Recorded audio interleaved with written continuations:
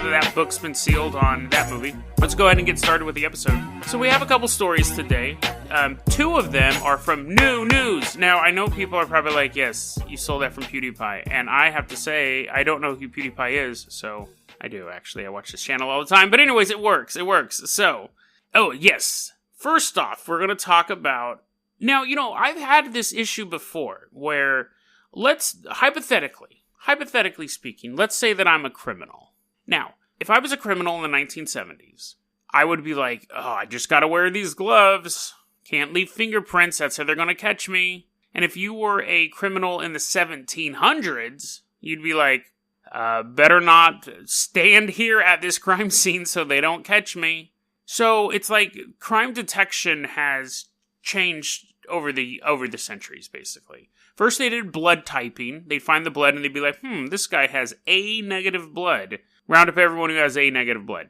And then it became fingerprints. Well, maybe the fingerprints came first, actually. But, they had these progression of techniques. And it's this arms race where the criminals commit crimes and they don't ever really know. When you commit the crime, you're doing it on the basis of the evidence-gathering techniques they have then. You don't know what's coming down the pipe. You're a serial killer back in the 80s. You're not really thinking about DNA. In 1983, there was an armed robbery. Okay, and actually, here, let me back up again. I know that was an exciting beginning.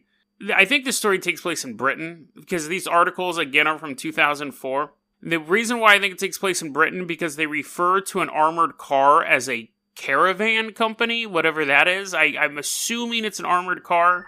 And the reason why I'm assuming that is because it had 38,000 pounds in it. So that's like, I don't know, $30,000. But anyways, back to our action scene. Shooting out with this caravan. I just think of like Lawrence of Arabia, but give me the gold. Put it all in there.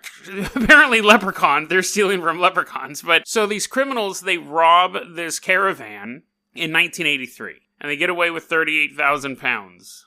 And the dude's running away. And at one point, he takes off. He had a stocking, which, like a pantyhose over his face to disguise his face. Again, it's 1983. They weren't really thinking that much. Put pantyhose over his face to disguise it. And at one point, he pulls the pantyhose off of his face. He probably left the ones on his legs still, but he pulled the pantyhose off of his face and kept running. Now we're in the year 2004, which is where my New News folder comes from.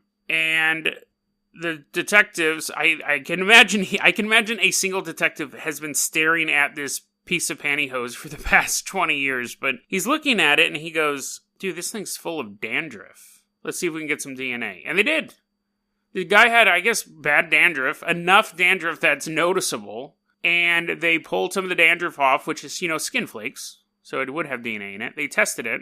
20 years later, he got arrested for this crime, for this bank robbery. And you know that at that point, he's probably like, I've already spent the money. And he was doing whatever else. And he's sitting there. And he's like, man, I really should have bought some Head and Shoulders. That thing popped in his head for a second. I really should have bought some dandruff shampoo, but I didn't. Why am I having that thought right now? All of a sudden, army guys, or probably more likely police, break into his house and arrest him.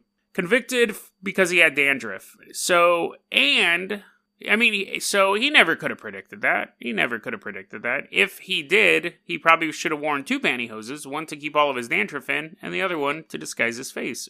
Or simply don't take your mask off until you get home. That's another pro tip. Interestingly enough, this happened in 2004. He got sentenced to 15 years in prison, so you know what that means. He gets free next year.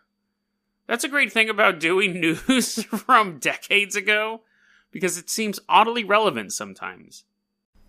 That was a clip from our daily podcast, Dead Rabbit Radio. Dead Rabbit Radio is available anywhere that you listen to podcasts. It's daily paranormal, conspiracy, and true crime news. If you want to hear the full episode that this clip came from, check the link below. Please like and subscribe. And hit that little bell, too. That does some magical stuff.